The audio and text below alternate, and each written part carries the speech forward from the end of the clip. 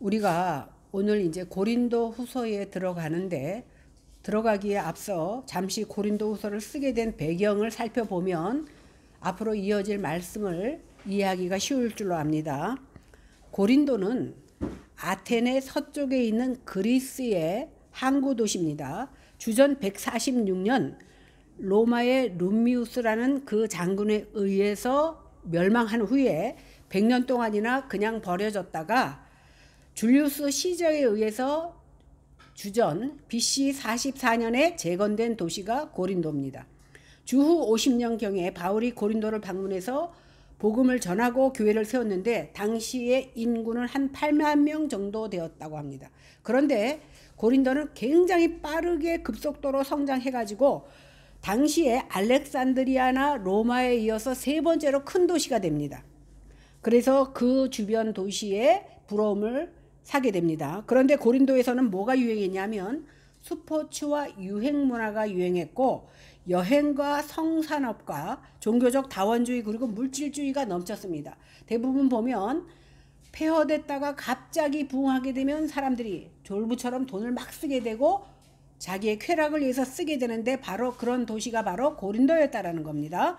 바울이 고린도 교회를 세운 것은 2차 전도 여행 때인데 이렇게 1년 반 동안 머물면서 고린도 교회에 복음을 전하고 교회를 세웠습니다. 그리고 에베소를 거쳐서 예루살렘으로 갔다가 다시 에베소에 가서 3차 전도 여행 중에 고린도서를 보냅니다. 고린도전서를. 이것은 그가 고린도를 떠난 지 한 3년 정도 됐을 때입니다. 그런데 바울이 고린도전서를 쓰면서 예루살렘 교회가 굉장히 어려운 일이 당해서 모금을 하기 위해서 다시 고린도를 방문할 계획을 가집니다. 그런데 고린도로 가기에 앞서서 먼저 자기의 믿음의 아들 디모데를 고린도에 보내는데 디모데를 통해서 들은 말이 뭐냐면 바울 선생님께서 세워놓으신 그 고린도 교회가 이제 어떻게 되었냐면 우상숭배와 음행과 거짓 교사로 말미암아 아주 시끄럽게 되었다라는 소식을 듣게 됩니다. 그래서 이제 계획을 바꿔서 그들을 징계도 하고 새로 가르쳐주기 위해서 고린도를 2차 방문하려고 합니다. 그런데 사도 바울이 두 번째로 고린도에 왔을 때 사람들이 자신에게 복음을 받았을 때와 굉장히 많이 달라져 있었습니다. 왜 그러냐면 생뚱맞게 당신이 진짜 사도가 맞습니까? 다시 말해서 사도 바울의 사도의 권위성에 대해서 의심을 품고 있는 겁니다. 그리고 그의 사역과 인격에 대해서까지 비난을 하면서 사도 바울을 고난스럽게, 그러니까 고통을 안겨줍니다. 그들이 의문을 가진 것이 뭐냐 하면 당신이 진짜 사도라면 왜 하나님께서 당신에게 고난을 받게 합니까? 그러니까 아주 1차원적인 생각이죠. 왜 다른 설교자처럼 사례비도 못 받습니까? 당신이 예루살렘 교회를 위해서 모금한다고 했는데 우리가 믿고 줄 수 있겠느냐? 왜 다른 사도들은 보낼 때 추천장을 갖고 오는데 천거해서 보내주는데 왜 당신은 그것이 없었습니까? 아주 구체적인 것. 그러니까 다시 말해서 그들을 쇠뇌시킨 어떠한 것들이 있었다라는 것을 우리가 깨달을 수 있습니다. 고린도 교인들은요. 이렇게 의심하고 그들이 비난할 수 있는 것은 뭐냐면 사도 바울이 고린도를 교회를 세우고 떠난 이후에 거짓 교사들이 슬며시 들어와서 사도 바울이 가르쳐준 교리를 반박하기 시작합니다. 그래서 사도 바울은 깊은 상처를 안고 2차 방문해서 돌아서 옵니다. 그 후에 그 편지는 분실되었지만 그는 긴 편지를 씁니다. 그래서 디도에게 보냅니다. 그런데 하나님의 역사로 어떠한 내용을 듣냐 하면 그 많은 문제들이 사도 바울의 그 편지를 통하여서 사람들이 되돌이켰다라는 겁니다. 그런데 되돌이켰지만 아직까지도 사도의 권위를 부정하는 자들이 다 없어진 건 아니라는 사실입니다. 이제 바울은 세 번째 고린도를 방문하기에 앞서서 먼저 고린도 후서를 씁니다. 이때는 에베소서의 3년의 사역을 마치고 마게도냐 지방의 빌립보 지방에 가서 썼다고 우리는 추정할 수 있습니다. 이런 배경들을 볼 때 사도 바울이 맨 처음에 복음을 세워서 기쁨에 돌아왔지만 2차 방문을 통하여서 아주 근심스러운 모습 갖고 편지를 했고 그 다음에 그 편지를 통하여 하나님께서 어떻게 역사하셨는가를 경험한 후에 썼기 때문에 사도 바울의 감정이 잘 배어져 있는 것이 바로 고린도 후서다. 이렇게 알면 되겠습니다.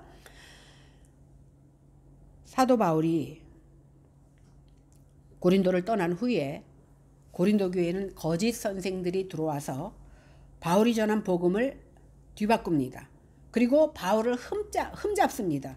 바울의 사도성을 부인하게 만듭니다. 이것이 명백한 사탄의 역사입니다. 왜 그러냐 하면 사울은요, 내가 너희들에게 사도로 인정받고 싶은 것이 아닙니다. 사도성을 주장하는 이유는 뭐냐면 내가 만약에 거짓된 사도라면 내가 전한 말도 다 거짓이 되는 겁니다. 다시 말해서 하나님의 말씀을 전했지만 그 복음이 훼손을 입을 수밖에 없기 때문에 내가 하나님 앞에 쓰임받는 올바른 사도라는 것을 그들에게 변증하지 않을 수 없었던 겁니다. 먼저 1절과 2절을 읽어보겠습니다. 시작. 하나님의 뜻으로 말미암아 그리스도 예수의 사도된 바울과 형제 디모데는 고린도에 있는 하나님의 교회와 또 온 아가야에 있는 모든 성도에게 하나님 우리 주 예수 그리스도로부터 은혜와 평강이 있기를 원하노라. 바울이 먼저 첫머리 보통 안녕하세요 인사하듯이 안부 인사를 합니다. 그런데 여기 수신자를 고린도에 있는 하나님의 교회 그리고 온 아가야에 있는 모든 성도, 하나님의 교회 성도라고 지칭을 합니다. 그러니까 자신의 사도됨과 고린도 교회와 그들이 성도 되었다라는 사실을 분명하게 인사말에 집어넣고 있습니다. 자신이 하나님의 뜻으로 말미암아 사도가 되었는데 그의 사도직을 거부하는 것은 그를 세우신 하나님과 그리스도 예수를 거부하는 것과 반대하는 것임을 분명하게 선포하고 있는 겁니다. 사실 고린도 교회는 그들의 배신으로 인해서 바울의 마음을 아프게 했고 더러운 음행을 하고 또 음행을 용납했던 교회입니다. 그런데도 사도 바울은 여전히 너희는 하나님의 교회요 너희는 성도다라고 말하고 있습니다. 그들이 성도가 될 수 있는 것은 그들이 잘나고 거룩해서가 아니라 그들의 거룩함이 되어주신 예수 그리스도가 그들 안에 있기 때문에 그들이 성도가 됐다라는 거예요. 우리도 마찬가지입니다. 우리가 깨끗하고 잘났기 때문이 아니라 내 속에 들어와 계신 예수님 때문에 우리가 이렇게 쓰임받고 오히려 우리가 성도로 부르심을 입은 겁니다. 비록 그들은 사도 바울을 만물의 찢기처럼 막대했지만 그들을 하나님의 교회여 성도라고 부르면서 그들에게 성부와 성자 그리고 하나님의 은혜와 평강이 있기를 기원하고 축복하는 것으로서 오늘 사도 바울은 서신을 시작합니다. 3절을 읽어보겠습니다. 시작.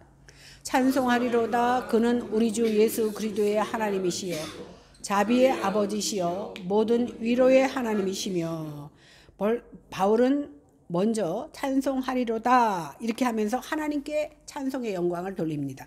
하나님께서 찬송을 받으셔야 되는 이유가 뭐냐면 우리 주 예수 그리스도의 하나님이 되시기 때문입니다. 예수님은 성부 하나님의 보내심을 받고 이 땅에 오셨습니다. 예수님을 하나님의 아들로 인정하지 않았던 유대인들이 여전히 세계 곳곳에 흩어져 있던 그 시대에 바울은 예수님이 하나님의 아들이시요 하나님이 보내셨다라는 것을 감사하며 찬송을 돌리고 있는 겁니다. 그러면 예수님이 어떤 분이십니까? 그러니까 예수님이 어떤 분이신가에 대해서 알려주고 있는 겁니다. 하나님은 자비의 아버지시요 위로의 하나님이다 이렇게 말하고 있는데 하나님의 속성이 내적인 속성이 하나님은 자비가 있으십니다. 그것을 외적으로 나타낸 것이 바로 위로라는 사실입니다. 위로라는 말의 헬라어는요 파라클레시스라고 하는데 보혜사 파라클레토스 이 단어와 어원이 같습니다. 이 말은 무슨 뜻을 가지고 있냐면 사람이 혹독한 시련을 겪을 때에 그의 곁에 서서 그를 격려한다라는 뜻을 가지고 있습니다. 그러니까 성도가 고난을 받을 때 그 성도를 혼자 내버려 두는 것이 아니라 어떤 환난 중에 있을지라도 그 자녀를 위로하는 보혜사 하나님께서 그와 함께 하신다는 사실입니다. 그러니까 내 눈에 보이지 못하고 내가 깨닫지 못할 뿐이지 우리 하나님께서는 어려움 가운데서 함께 하신다는 사실입니다. 4절을 보겠습니다. 시작. 우리의 모든 환난 중에서 우리를 위로하사 우리로 하여금 하나님께 받는 위로로서 모든 환난 중에 있는 자들을 능히 위로하게 하시리로다. 모든 환난 중에 있는 사람을 위로하시는 분이 바로 우리가 믿는 하나님입니다. 환난으로 번역된 단어의 원형이 들리시피스라고 하는데 이 말은 뭐냐면 위에서부터 압축하듯이 누르면, 이 압축기를 보면요, 당근도 썰어서 집어넣으면요, 그냥 압축하면 그 당근 가루가 마치 나무처럼 빳빳하게 될 정도로 완전히 압축해서 죽습니다. 저는 이 말씀을 준비하면서, 그러니까 위에서 누르는 압축은 숨을 못 쉬게 하기 때문에 굉장히 극심한 고통을 수반됩니다. 그 고난 때문에 이태원에서 159명이 순식간에 압사당해서 죽었습니다. 이런 극심한 고통 중에 있을 때 누가 만약에 위로의 말을 한다면 그것이 나에게 위로가 되겠습니까? 사람의 위로는 위로가 되지 않습니다. 그런데 그런 환난 중에 그 고난을 위로해 주는 참 평안을 주시는 분이 바로 예수 그리스도라는 사실입니다. 다시 말해서 내가 압사당해서 죽을 수밖에 없지만 참 위안 되시고 참 평안 되는 건 뭐예요? 내가 죽음으로 끝나지 않고 하나님 나라에 갈 수 있다라는 위안을 주시는 그분이 바로 예수님이라는 겁니다. 하나님께서 주시는 위로가 그럼 무엇인지 보겠습니다. 5절입니다. 시작. 그리스도의 고난이 우리에게 넘친 것 같이 우리가 받는 위로도 그리스도로 말미암아 넘치는도다. 이 세상에 사는 누구라도 고난을 환영하기나 즐기는 사람은 없습니다. 그러나 확실한 것은 하나님의 위로는 내가 받는 고난보다 더 크다는 사실입니다. 고난이 넘치면 하나님의 위로도 더 크게 넘칩니다. 이 놀라운 하나님의 위로를 경험해 본 사람이라면 이제 고난을 당했을 때 어떻게 합니까? 이 고난 가운데서 하나님의 위로를 구하게 된다는 사실입니다. 그럴 때에 고난 속에서 하나님께서 넘치는 풍성한 위로로 우리를 채워주신다는 사실입니다.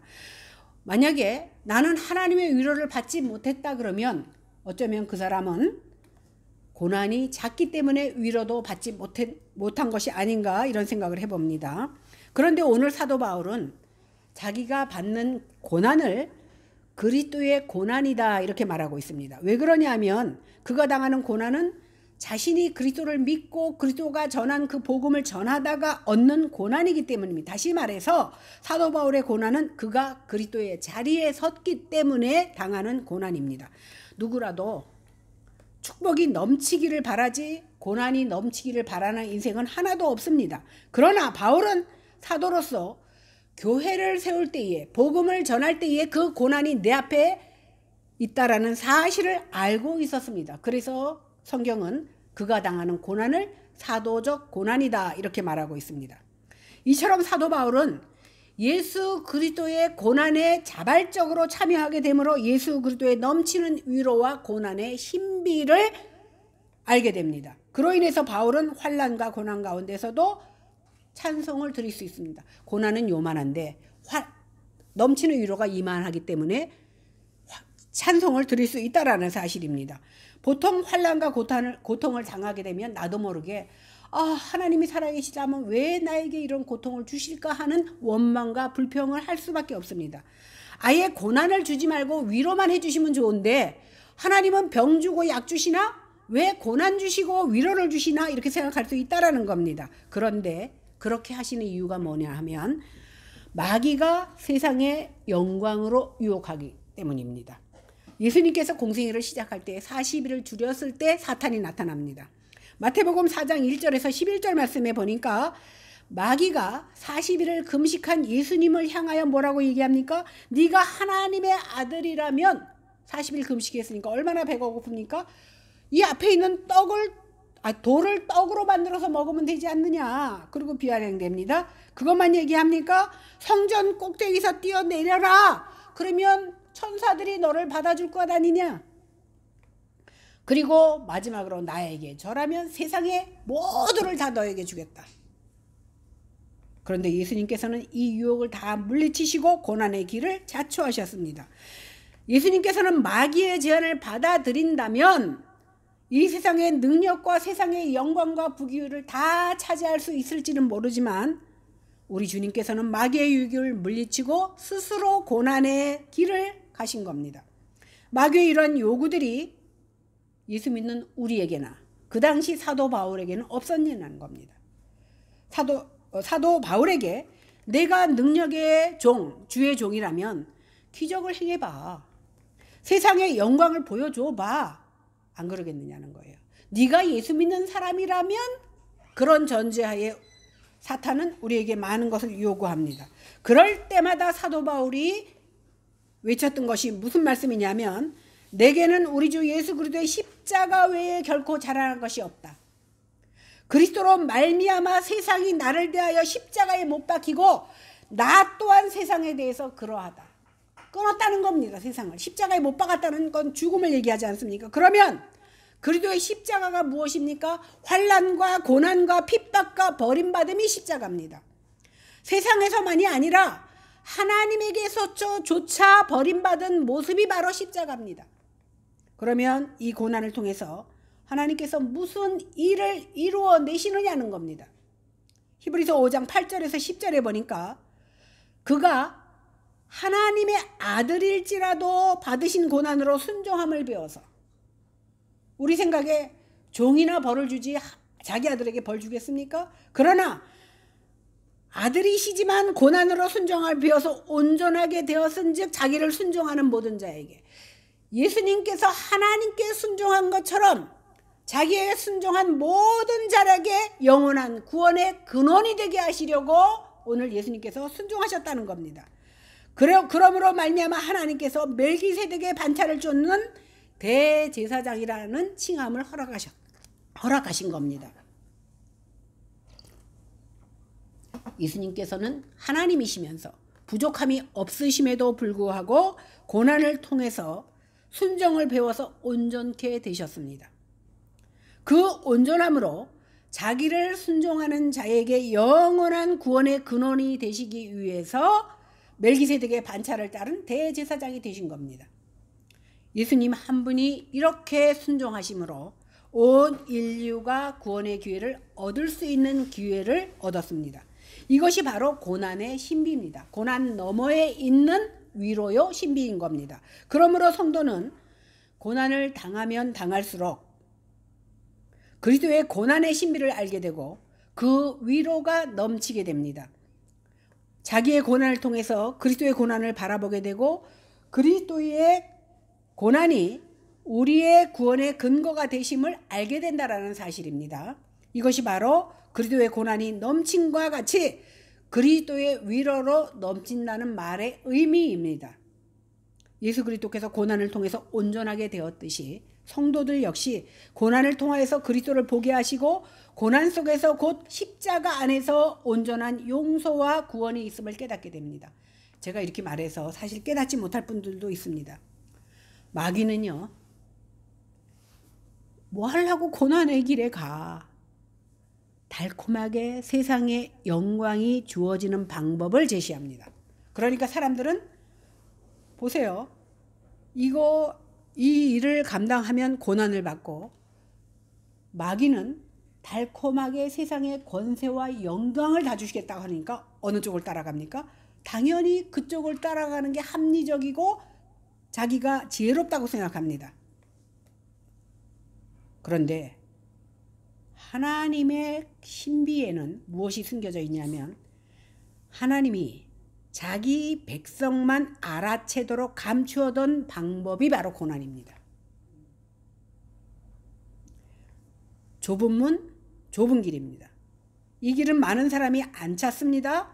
그러나 이 길에 생명이 있고 이 길에 보석이 숨겨져 있다는 사실입니다. 겉은 고난으로 포장되어 있지만 속은 말할 수 없는 위로와 소망이 차고 넘치도록 숨겨져 있다는 사실입니다. 6절과 7절을 보겠습니다. 시작. 우리가 환난을 당하는 것도 너희가 위로와 구원을 받게 하려는 것이요 우리가 위로를 받는 것도 너희가 위로를 받게 하려는 것이니 이 위로가 너희 속에 역사하여 우리가 받는 것 같은 고난을 너희도 견디게 하느니라. 너희를 위한 우리의 소망이 견고함은 우리가 고난에 참여하는 자가 된 것 같이 위로에도 그러할 줄 알미라. 이제 사도 바울은 자신이 당하는 환난도 자신이 경험한 하나님의 위로도 다 너희를 위해서라 이렇게 말합니다.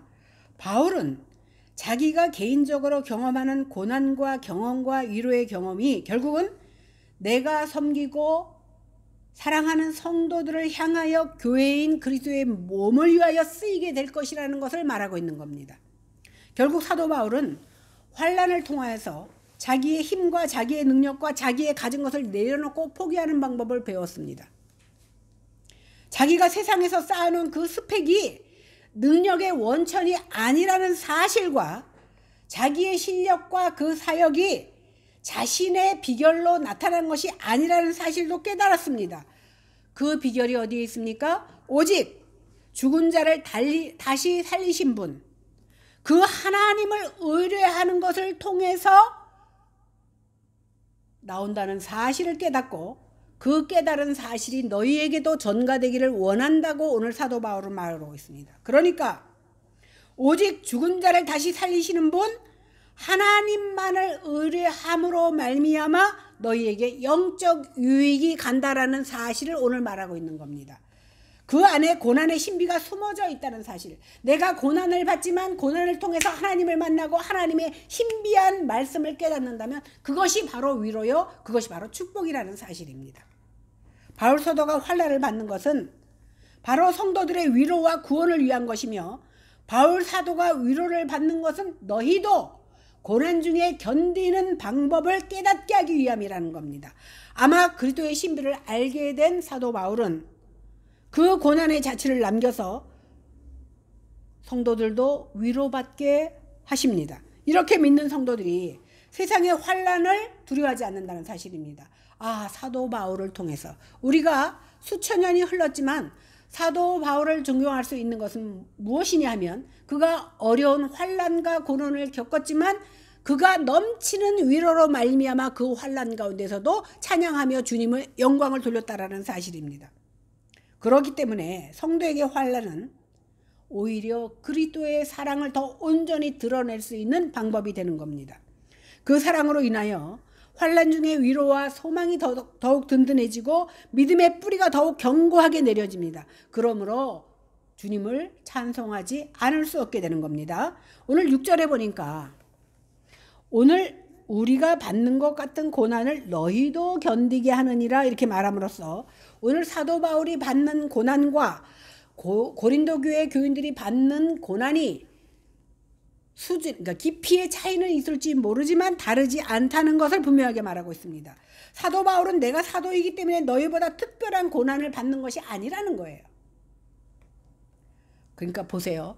심부름을 시키는데 유아처럼 어린애한테 걔가 들 수 있는 무게만큼 심부름을 시키지, 아빠도 들 수 없는 것을 걔더러 가져오라 그런 건 하지 말라는 말하고 똑같은 거예요. 쉽게 말해서 사도가 당하는 고난은 그가 하나님의 종으로서 받는 고난이기 때문에 더 클 수밖에 없고, 아직 어린아이 같은 너희들이 받는 고난은 작을지라도 하나님 보시기엔 똑같은 고난이라는 겁니다. 그래서 내가 그리스도로 인하여 위로받는 모습에 너희도 위로받고 너희도 그것을 감당하라고 오늘 사도 바울은 말하고 있습니다. 그래서 자기가 당하는 그 고난을 그리스도의 고난이라고 말함으로써 그리스도와 사도 바울이 연결됨으로 말미암아 그리스도의 고난으로 나와 그리스도만이 아니라 너희 성도들도 함께 연합되어 있다라는 사실을 오늘 보여주고 있는, 그러니까 하나로 묶여 있다라는 사실입니다. 때로 우리는 고난 때문에 가정이 깨지기도 깨지기도 하고 다툼이 생기기도 합니다. 그러나 그리스도로 인한 고난은 깨트리는 고난이 아닙니다. 비록 그것이 나에게는 아픔과 고난으로 다가올지라도 결국은 그 고난을 통해서 하나 되게 만든다는 사실입니다. 결국 사도 바울은 자신이 받는 그리스도의 고난은 나만 당하는 것이 아니라 믿음으로 살며 고난을 감당해왔던 모든 고린도 교회 교인들이 함께 당하는 동일한 고난이다. 아까 말했지만 고난의 크기는 다를 수 있지만 예수 그리스도로 인해서 당하는 고난이라면 똑같은 고난이라는 사실을 말함으로써 그들과 내가 또 그리스도가 하나로 결속되고 있고 연합되어 있다는 사실을 보여주고 있습니다. 그러면 성도들에게 오는 고난이 어느 정도인가 보겠습니다. 8절과 9절을 읽어보겠습니다. 시작. 형제들아 우리가 아시아에서 당한 환난을 너희가 모르기를 원하지 아니하노니 힘에 겹도록 심한 고난을 당하여 살 소망까지 끊어지고 우리는 우리 자신이 사형 선고를 받은 줄 알았으니 이는 우리로 자기를 의지하지 말고 오직 죽은 자를 다시 살리시는 하나님만 의지하게 하심이라. 오늘 사도 바울이 전도 여행을 다니면서 여러 번 죽을 뻔하고 무진장만이 매맞고 이러한 사실들이 있었다라는 것을 우리는 알고 있는데 오늘 자기 인생에서 가장 뼈아프고 힘들었던 고난을 오늘 잠시 설명합니다. 그는 오늘날 그 아시아 그랬는데 터키, 트르기에죠. 트르기의 서부 지역 등 아시아에 당한 고난으로 인해서 살 소망까지 이제 나는 죽는구나 라고 생각할 만큼 굉장히 큰 고난을 당했습니다. 그런데 오늘 그 고난을 너희가 알아주기를 바란다라는 겁니다. 그것은 뭐냐면 힘에 겹도록 심한 고난이고 살 소망까지 끊어진 그런 고난이었지만 아무리 심한 고난과 환난을 겪은 성도라 할지라도 우리 하나님께서 위로해 주신다는 사실을 다시금 보여주고 있는 겁니다.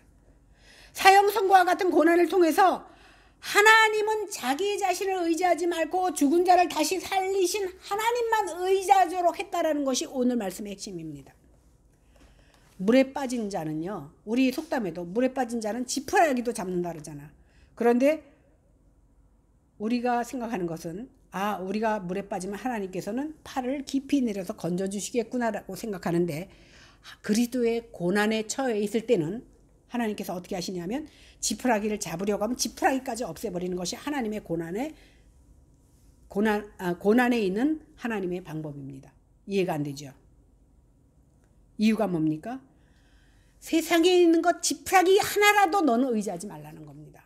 누구를 의지하라고? 오직 하나님만, 죽은 자를 다시 살리신 예수 그리스도만 의지하게 하기 위해서 세상의 것 아무것도 잡지 못하게 합니다. 그래서 세상 가운데 앞을 봐도 뒤를 봐도 옆을 봐도 나를 도와줄 이가 하나도 없다고 생각한다면 어떻게 도와줄 사람이 없? 지푸라기조차 없으니 이제는 하나님 앞에 구할 수밖에 없는 겁니다.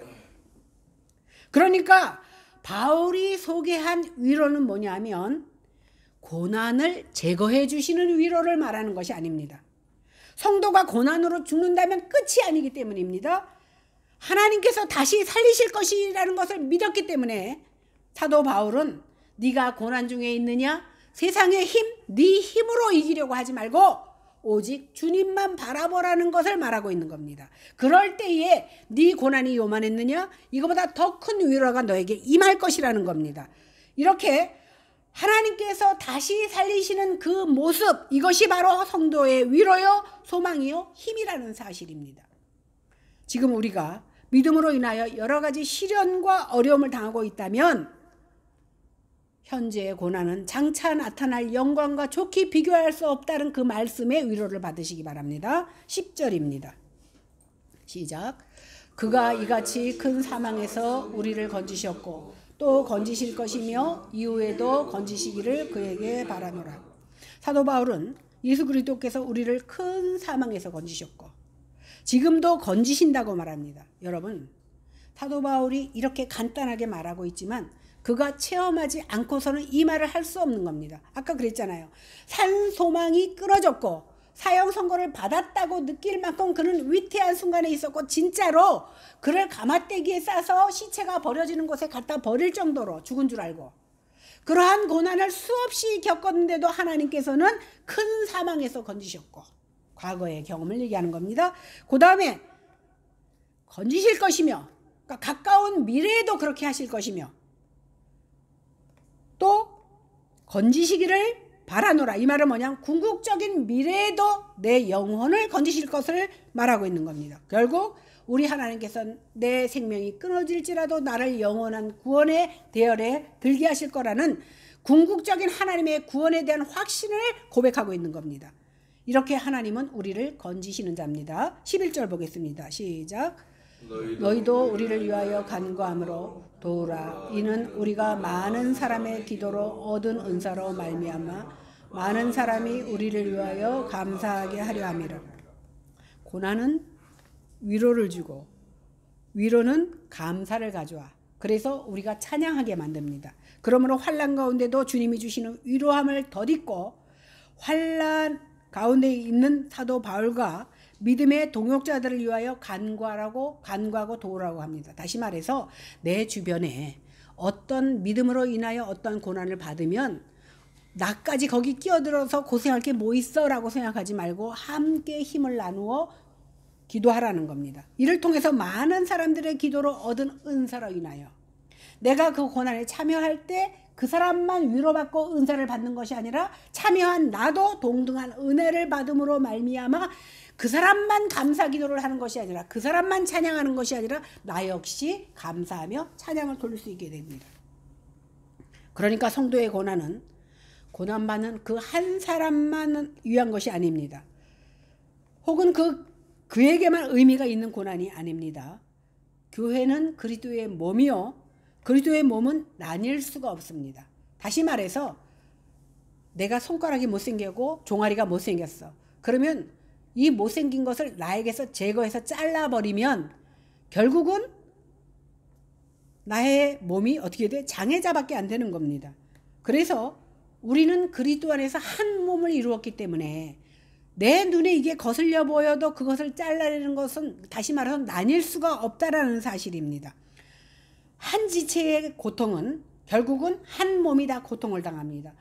우리 뭐 이거 굳이 설명 안 해도 알잖아요. 한 손가락만 내가 바늘에 찔려도 그 고통을 내가 다 느끼는 것과 똑같습니다. 마찬가지로 어떤 성도가 고난 중에 있다면 그 경험하는 고난을 하나님의 위로를 함께하고 함께 동참함으로 말미암아 교회 전체가 함께 위로받고 교회 전체가 함께 하나님께 찬양을 돌릴 수 있는 모습이 나타나야 된다는 겁니다. 그래서 우리는 고난 속에서 그리스도로 말미암아 연합되어집니다.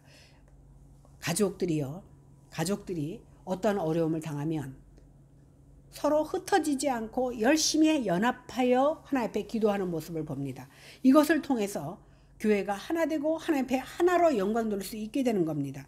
이 시간에 성령 하나님께서 우리에게 은혜를 주셔서 우리가 고난을 당한다 할지라도 내가 잘못해서 내가 도둑질하고 감방 가는 거는 고난은 고난이지만 자기로 인한 고난입니다. 그러나 내가 예수 믿는 것 때문에 당하는 고난, 네가 예수 믿으니까 그렇게밖에 못하냐라고 그 말을 듣는 것도 고난이거든요. 이러한 고난을 당한다 할지라도 그 고난 가운데서 예수님께서 분명히 나를 건지시고 나에게 위로 주시고 위로 주심이 너무 감사하고